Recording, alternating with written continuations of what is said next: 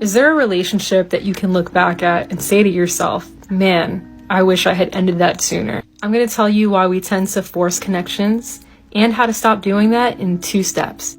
Let's think about attraction and how it's developed. You come across someone who is pretty or handsome.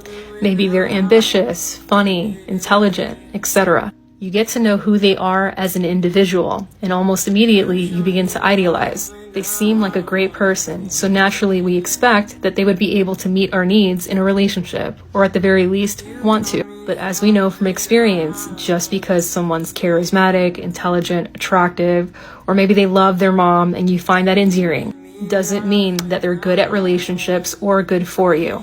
After all, when it comes to love and intimacy, compatibility is measured by something more important.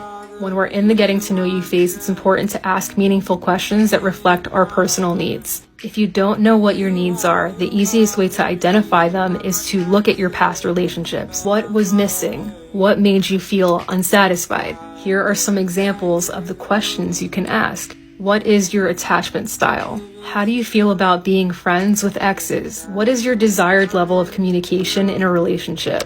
What's your idea of moving too fast or too slow? Some of you are probably yelling at this point. People lie. They tell you what you want to hear in the beginning. And you are absolutely correct. Some people do lie. Which leads me to step 2. Slow down. Emotional intelligence is crucial to building a healthy and lasting relationship.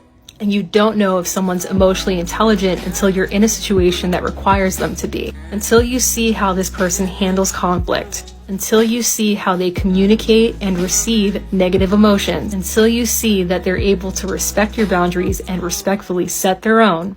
You have no idea who you're dealing with. Do not get carried away envisioning a future with someone until they've shown up for you in these specific ways and have done so consistently. The last thing that we want to do is get charmed by a toxic individual or someone that we're incompatible with. Because when we get deeply invested prematurely, it makes it that much harder to walk away.